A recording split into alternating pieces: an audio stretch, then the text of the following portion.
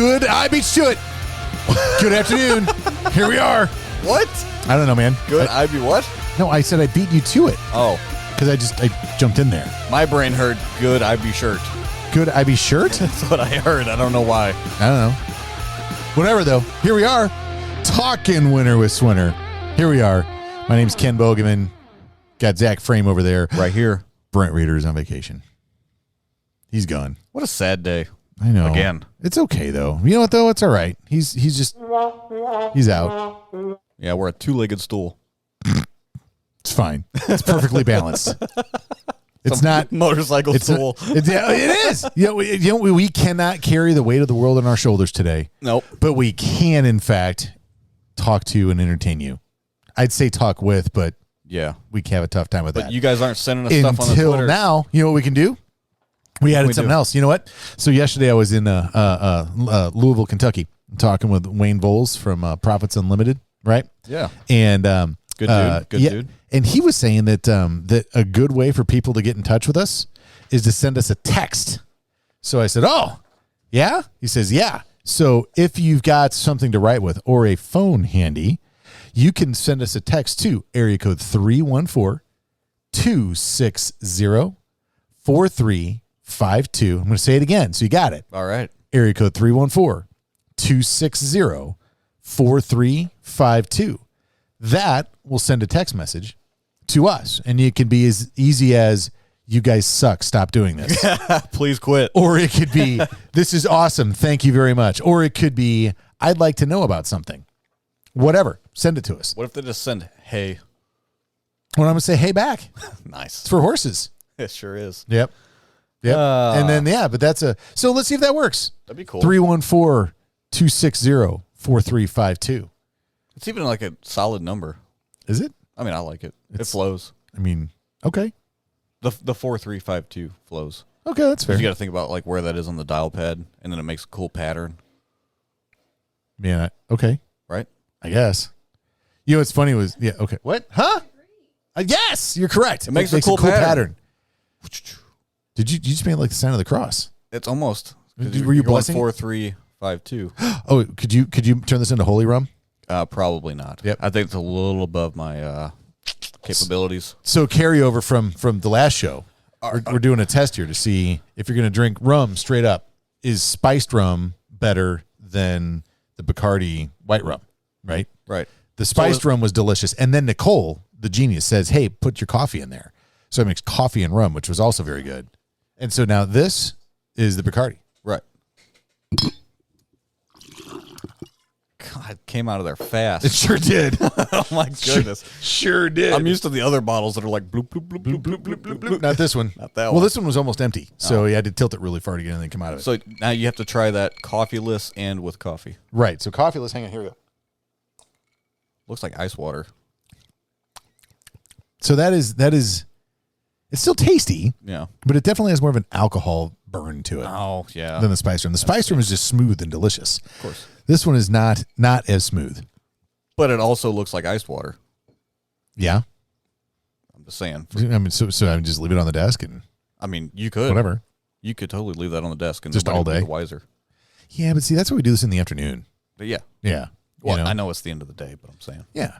It's fine. Anyway. Yeah, I'll throw some coffee in that before the show's out. And we'll see how that goes. You should put some salt in it from our depot. I We're could. talking about materials. I could. Well, you know what? It wouldn't last all summer. It would not last all summer. But no, that is in fact. You know what? We segued to that a lot faster this time than we did in the last one. That was probably it was better. Was that 100% more efficient, or 50% more efficient? It was. Oh yeah. Oh, it was at least 50% more efficient. Nice. Yeah. We're There's a question. I wonder how many people read the descriptions of the podcasts because they definitely have different download rates. Like it's not like each episode has the same amount of downloads. Yeah. There's some that have got, lower and there's some that have more. So I wonder if it's in the description. I wonder if they go off the title more than anything. They're like, "Hey, I want to listen to them talk about material storage and procurement and all that stuff." Maybe. And then they're like, "I don't want to hear these guys talk about whiskey and dumb stuff for 10 minutes." No, we only did it for 4 this time. Yeah, but last time it was 10 minutes. I thought it was like 8. Was it? It doesn't matter. It doesn't. All right, moving on. Yeah. Okay. Yep, because we are not wasting the good people's time today. No, we're talking about materials, de-icing materials. I think we're gonna let's focus in on off-season storage. Oh, okay. Right, because I think that there's been a lot of things that we've learned over the years on that matter. Right. Yeah. So okay, well, yeah. So let's say for a minute that you have Let's play a hypothetical. Let's say that you're in the snow removal business and the last event you had was, January 30th. Okay. Which if, you're in the lower Midwest this year, that might very well be your case. And so you get to the end of, it's still January, early February. So you load up because February is the big month. And then you get bubkiss, right? This is the sound effect for the end of winter. Yeah. Yeah. Have you seen the reel going around where there's the pink gummy bear tra la la la la la la over the top of the mountainside, and then it lands in a bear trap and screams? No, but it sounds like us right now. Okay, it's awesome, right? Yeah. So I should. I'm not gonna bring it up because you got to watch it but anyway, it's fine. So anyway, so that was kind of this winter, right? So you very well may be sitting on a lot more inventory than you would normally be wanting to sit on for this time of year. And that sucks. Yeah. So you got a few options. I mean, so one option is see if you could dump it. You might be able to sell it to somebody. Yeah. There's always folks that are looking for a deal. But in a market where everybody's sitting on a lot of salt, that certainly decreases its value. But if you need to turn that inventory into cash, that's one way of doing it. Yeah. Right. So, you can, and that's, any, like Facebook Marketplace or anywhere where you could throw an ad up for something, you can jump on, Snowplow Mafia or any of your online forums for the snow groups and say, hey, I've got 25 ton or 50 ton or however many tons of salt available that I need to get rid of. And bam, somebody will buy it from you. Yeah. Now, you might not get what you paid for it, but you can at least turn it into cash and get it out of the way. So if that's your mulch bin or if you need that bin for something else, that's one way of doing it. Right. So if space wasn't the concern, would you be one to sell it off, you think? I think every business is going to be a little bit different. Yeah. If you're coming out of winter and you're coming into your busy season, hopefully you're in a position where you're cash flowed to be okay, but you may need that cash for starting up, spring cleanups and hiring people and, getting your mowers running and everything else. So, if you're in that scenario where you need to turn that into cash, this is a way to do it. Now, I think that you may be able to find somebody that'll give you what you paid for it, but for the most part, I think you're going to be taking a loss on it, just because you got to get rid of it. And it's everybody else's bins are full too. So, if you do that, just be prepared to, not get what you paid for it. So, which stinks, but it does. But at the same time, if it's, you can't, you're probably not going to be able to take your pile of salt over to your, local, mower dealer and say, hey, I'd like to pay for my brand new mower with this pile of salt, please. Be kind of cool if they did that. It'd be cool. Yeah. But yeah. So, if you can turn it into cash, that may be a good idea. But if you're going to hold on to it over the summer, there's some things you got to think about. So look at where your pile is in relation to what the watershed is for your property, wherever that's being stored. So if your salt is on the downhill side and it rains a bunch and all that water comes running down the hill and it gets to the bottom of your salt pile, it's going to, turn that salt into brine and it's going to run away. Yeah. Yeah. So if that's the case, figure out a way to divert the water from around it is what I'm saying. So even if you've got it in a bin block, concrete bin block or something like that, where there's, some type of protection or a containment of some kind, if water can get underneath whatever that containment method is, which, bin blocks are, super popular. You see a lot of that. Yeah. That's something where you want to look at, maybe sandbags, or you want to look at some way of diverting the water around your pile is a big deal. Yeah. Probably be a pretty good idea to go ahead and seal up those sides anyway. Yeah, it's really hard to do that. You really only have to worry about the bottom. Okay. Unless you're going to have water a foot and a half deep around the bin. That's a bad place to put your bin. That's a bad place to put the bin. Yeah. So for the most part, what you're looking at is just runoff. So, if you have where the bin come down to the ground, the best way to do that is to come out from the bin, a foot, 2 foot, something like that, whatever you can, make a saw cut, pop the asphalt out if it's sitting on asphalt and pour a lip in there. So as the water runs down the pavement, it can't run underneath the block. Now, that's expensive. It takes time. You got to, that's a tough way to do it. Another way to do that we've tinkered with is you can use some roof tar and kind of pack it in the corner there. You can get, I don't know, other types of sealants can go in there. The trick with those though is that the second you fire up that bin and next season, or you bump into it or something, with a truck or a loader or something like that. I mean, those type of fixes don't tend to last very long. Gotcha. Yeah. Whereas if you can actually pour a lip or pave a lip up to the outside of the block, that tends to have a little bit of its own integrity and last a little longer. Now you'd probably run that lip around the front of the bin too, also, right? To mitigate that water around it. Yeah, if you can. So like our bins, if we've got, we'll put a swale in. Like if when we're paving that, we'll put a swale in the pavement to divert the water around it. And a swale would be. Some people don't know what a swale is. It's true, including myself. That's so true. What's a swale? it's a swanky whale. It's how you got to pay him by the hour. Gotcha. Yeah, and it wears like top of the line clothing. Gosh, he sounds expensive. He is. Oh, great. Yeah. Yeah, if you knock him up, it's even worse. But that's a monthly payment. Right. But yeah, no, swale is just think of it as a divot. So if you got a horizontal plane, say a parking lot or your yard or whatever, if you have a little dip in that horizontal plane, that the water can fall to that low spot and then work its way around. Gotcha. I think that would be a good way to describe a swale. Nice. I like that. Yeah. Almost like a moat. No. The moat would go all the way around. That'd be cool, though. That'd be cool, though. Have piranhas in it. Yeah. Yeah. Man, now we're talking. We need a piranha. Oh, wait, are piranhas saltwater fish? Or are they freshwater? I want to say freshwater. They're freshwater. Man, could you imagine a moat loaded full of piranhas? I mean, we wouldn't lose salt. Okay. Dang sure. You know what? Say what you will about what you're listening to right now. Right. But I'm pretty confident that there is not many other shows that go from, and in one sentence, off-season summer storage of salt to piranhas in a moat. You could do gators if you're in Florida. I don't know. Well, yeah, I mean, but then nobody would be surprised. I mean, Florida man eaten by gator. That is true. It's not even a shocking. It's not even a security system anymore. Right. It's just gators. I mean, don't they have those everywhere? I think so. Like kids have pet gators until the gator eats the kid. Right. Florida's crazy. Then they give the gator to St. Louis Rescue or whatever and adopt them out. What? Can you really get a gator in St. Louis? I thought so. Yeah, there's that exotic animal place down there on Gravois. No. Like, can you like if you wanted to take a gator home to the family and say, "Look, guys, new pet. Yeah, meet George the gator."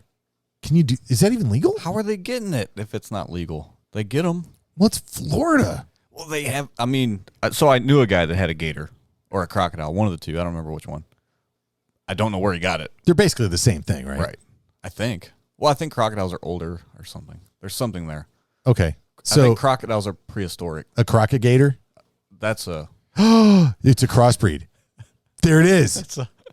Maybe we could genetically engineer the crocagator to have all of the viciousness of a crocodile and an alligator, but somehow it has no teeth.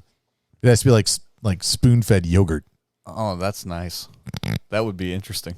Just saying. Yeah. Man. I don't know. This is how you run a business. I think so. You know what we just did? We just came up with the next coolest pet. Like all the people that have got like Komodo dragons and they've got like snakes and like all these weird exotic reptiles. Yeah, you know what they don't have? Crocagator. They don't have a crocagator.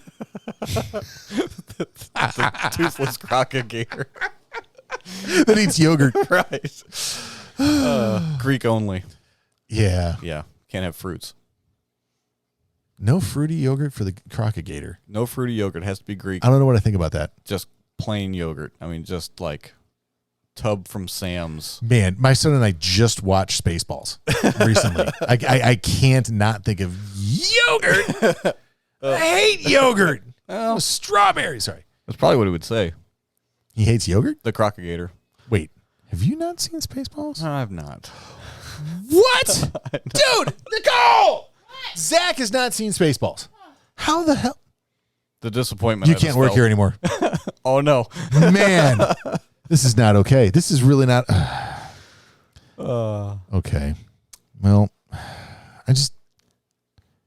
How do we get this back on track with material? I feel so bad, man.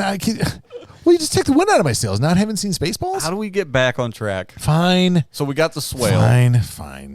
We built a swale. Yeah. Or a moat, depending on what you want to do. We secured the lower part of the bin so that water can't run in there. So our salt is dry. We've got a canopy or a tarp over it, maybe. You don't know who Megamate is. You don't know the kind of a code that that an idiot puts on his luggage. Druish princesses? Nothing. God. All right, whatever. What? I know it's sad. Nicole says it's sad. The disappointment It's fine. is here. It's fine. Okay, movie day. We got to have movie day. All right. All right. I'm in. All right. Okay, so I can move on with my life in the rest of this particular episode. Right. Will you promise me to watch Spaceballs soon? I'll watch it with you. Maybe I can't do it today. Today's Tuesday. Maybe we could. I have a 12 o'clock Zoom call tomorrow, and I think other than that, the rest of the week is unscheduled. Wow, that's weird. I know, right? Like I was That looking is at really weird. I know. I was looking at it, I'm like, I don't have anything on my I mean, I got plenty of work to do, but I don't have any like scheduled calendared events. That's kind of bizarre. weird. Okay. All right, well, we're watching Spaceballs. Okay. So okay. Tarp the Feel salt. better. Tarp this. Okay. So if you don't have a permanent or semi-permanent cover, so like a canvas cover or a vinyl cover or a building of some kind to put the salt in. Carport. I've seen guys do that. That's cool. Oh yeah. I mean, you got to keep the water off of it. That's the most important thing. Now, if you're going to use tarps, not all tarps are created equal. And believe me when I tell you, if you go to Home Depot and get you a blue tarp, you're gonna show up in the fall and you're gonna have giant holes that have weeped away inside of your salt pile because water will get through those things. Yeah, you're gonna have 5 3-foot blue tarps. Yeah, we lost one of our drivers into a hole in a salt pile this year. Did you know about that? Yeah, I heard about that. Yeah. He was walking along. He thought that it was fine, and he went through the tarp and into a hole. Yeah, man-size hole. Yeah, this is a big man. That's a big man. Yeah, and he was stuck in there, which he managed to get out. Yeah, but.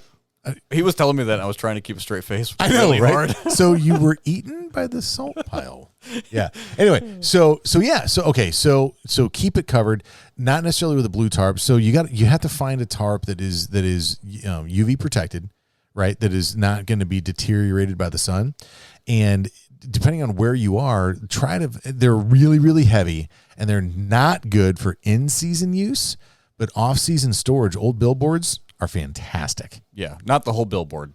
No, just the billboard sign cover thing. Right. Yeah, so like if you find a billboard company, like they no longer paint billboards, right? They print these giant vinyl sheets that go on the billboard. Those things make fantastic off-season salt covers. Right. Yep, and you could advertise for your local premises liability attorney. Yeah.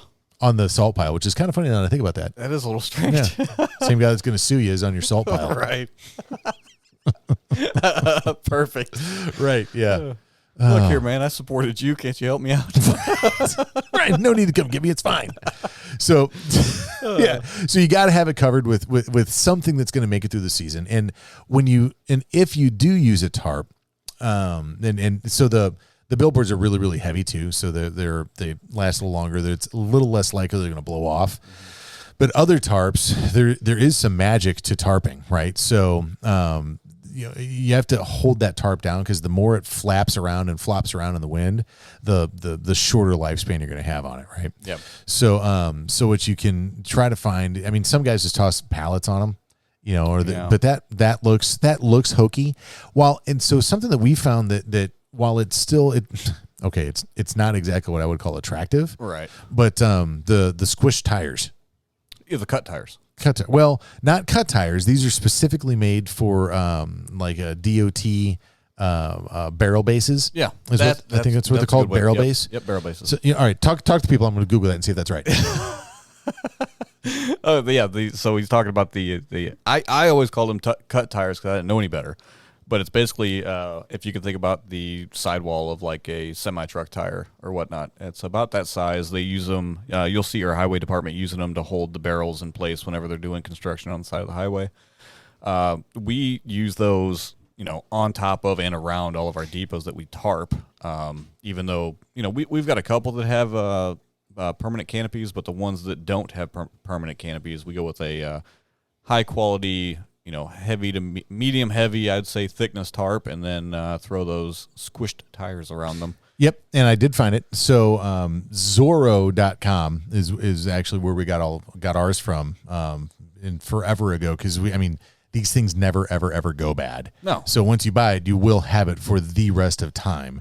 But it's the Channelizer drum base made from recycled rubber, 3 inches high, 32 inches long, 32 inches wide, black. And yeah, it looks like a tire that they cut and squished. Yeah. But the nice thing about those things is they're heavy, they're low profile. So when you toss it on the tarp, it's heavy enough to keep that tarp held down, but the wind also doesn't blow it. Right. And it doesn't hold any water, which is a big deal. So like if you just toss an old tire on there, well, you're going to wind up with all the water inside the tire and mosquitoes and algae and gross nastiness. Right. These things really, really, really work well.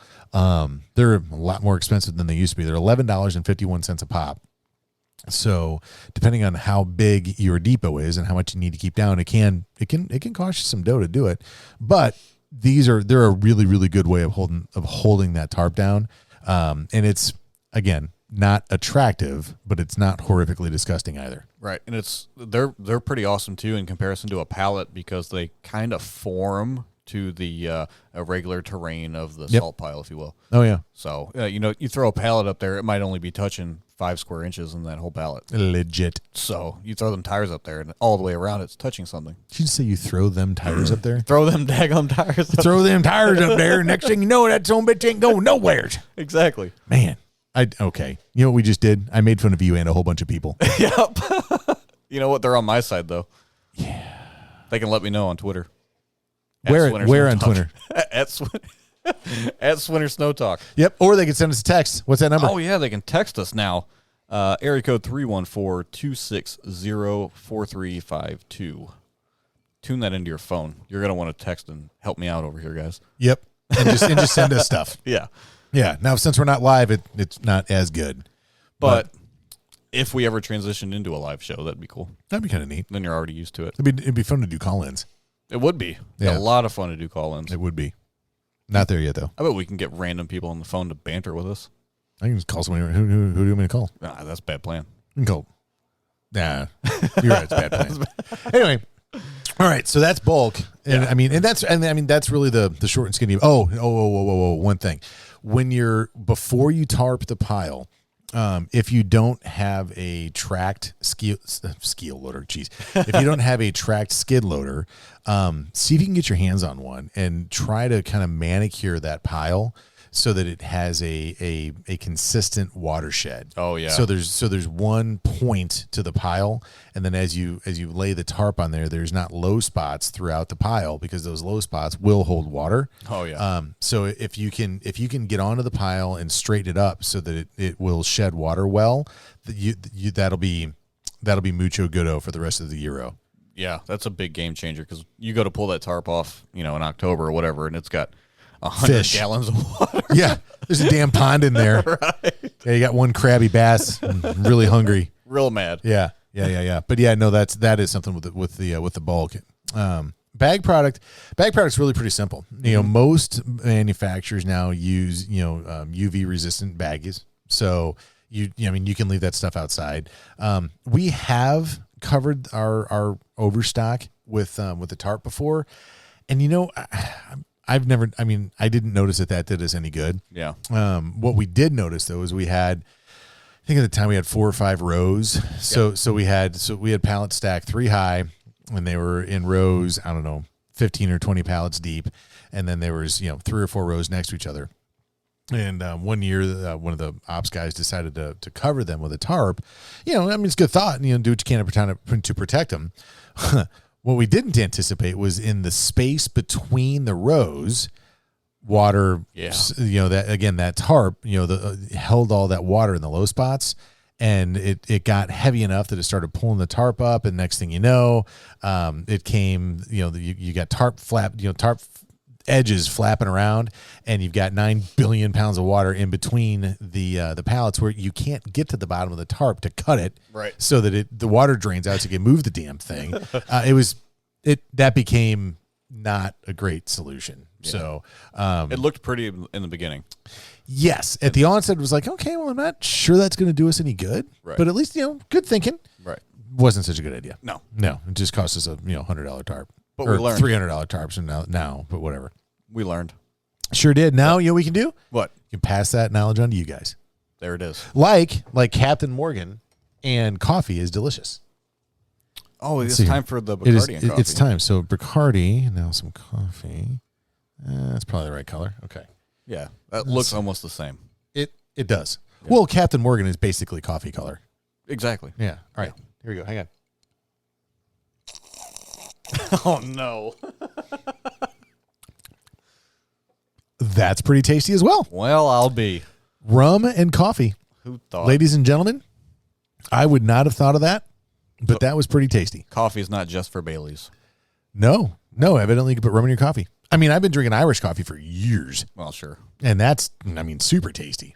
But I would not have thought to put rum in there. Do you think pirates drank rum coffee? I bet they did. Oh, I'm sure they did. I bet they did. They used rum to cure, everything, right? Yeah, rum was the go-to for all of it. Yep. Rum was toothpaste.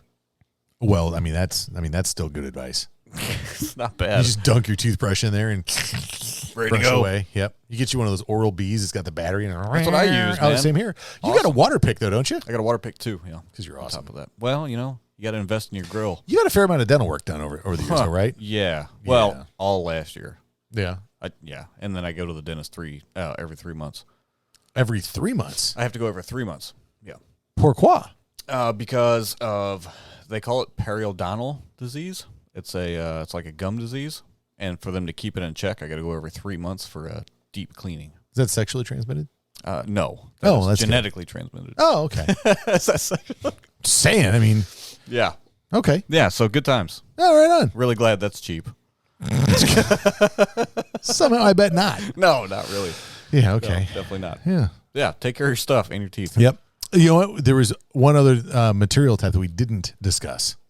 Liquids. Sure enough. Yeah. Yep. So if you're running liquids, if you have bought a high quality brine, then which was well manufactured, not and I don't mean like manufactured in a well. I mean like it was manufactured professionally. Mm-hmm. Chances are good you're gonna be fine. You just let that stuff sit in the tank and it'll be no problem at all. Because that's great. The salinity level of the material itself is going to be at a point where it won't fall out of solution. However, if you're making your own brine and you're not using very specific manufacturing methodologies and you're not running large batches, it's very likely that your small batch production is going to wind up with a higher salinity level, which means that it will potentially fall out. So you may get to the fall and have a scenario where you've got a lot of sediment in the bottom of your tanks. Yuck. Yeah. So you at that point you can run a filtered pump and recirculate those tanks through a filter, but understand that filter gets clogged almost immediately. Yeah, mega quick. Yeah. So if you're going to do that, when you go to circulate those tanks in the fall, take your filters out. You're not going to be running that material through a nozzle that's going to clog, and your pumps themselves, ideally are going to be, heavy duty enough that it'll work. The issue that you run into here, and here's where you got to be careful, is the impellers on your pump. They're probably going to be plastic. Yeah. And if you get a giant chunk of sediment that runs through there, it very well could, break the impeller in your pump. Dang it. So that's where you got to kind of assess what you're doing a little bit. So if you have a tank that has 2 ports on it, right? So let's say you got a 5,000 gallon storage tank and it has 2 ports. One of those is an in and one of those is an out, right? So your in side, generally on the inside of the tank, has some fittings on there that will angle the flow of material up, right? Whereas your outflow valve, your outflow port that has a valve on it. Good God. Man, it's taking me a minute. Yeah, and everybody's like, well, if you quit drinking rum and coffee, you'll be fine. No, so you've got 2 ports, one in, one out. The out port that, ideally has a valve on it. The way that works is when the at the port, there's a poly or PVC tube that goes down to the bottom of the tank. So the idea there being that when you are pulling material out of that tank, you're pulling it from as low in the tank as you can. Whereas on the fill side, you're pumping it in and up. You're pushing the material up as it fills. Right. So if you're going to recirc your tanks, take the material out of your fill side, because your tank has the 2 ports.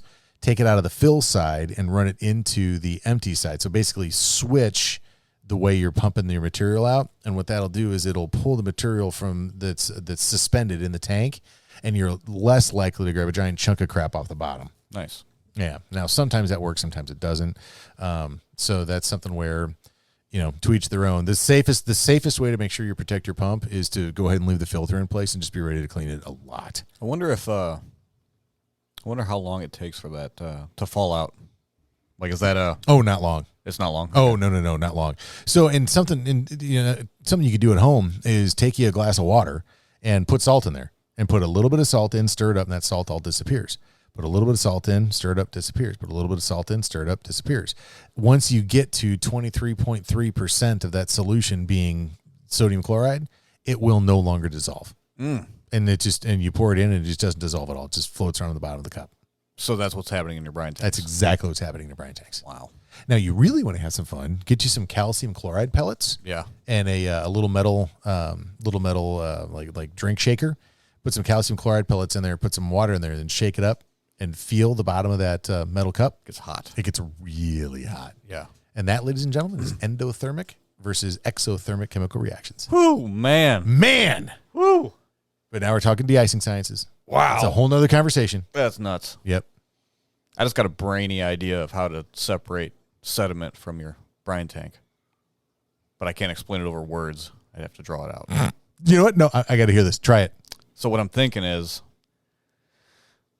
let's say we got a tall tank, right? So we got like a 5,000 gallon tank, like we got. Okay. One of them, right? So we got sediment in the bottom of it, but we also have gravity on our side of how to empty that tank. So we take from the output, which is just straight out of the bottom of the tank, right? This is going to get silly. We're going to take that. We're going to run it into the top of a 275 gallon tote, right? And then, I don't know, 6 inches, foot, whatever, on the side of that tote, we're going to put a port that's going to be our output side, and that tote is going to catch all the sediment in the bottom of the tote. You're making a septic tank for salt brine. That's exactly what you're doing. This is yes. Yeah, it's like an oil separator. Oh, man.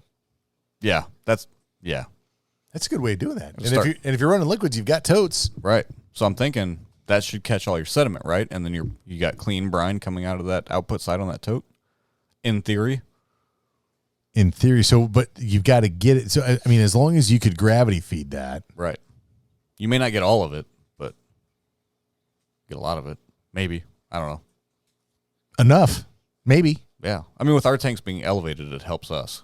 That helps the idea. Yeah. Yeah. Gravity is on our side until the bitter end in that case. Were you around when I crawled down into the tanks when we were? Which time? So there was, I had to change the fitting. Yep. I was there. I was out there with you. Yeah. Oh. That was gnarly. So I had to drop an extension ladder down inside of a 5,000 gallon tank and then climb down in there without the extension ladder sliding out from underneath me and me dying. It was bad. Yeah. Yeah. And then it did slide out. I'm like hanging on there. I got my arms like out of the top of the like, oh, save me. Right. My legs just inside dangling away. It was bad. Yeah.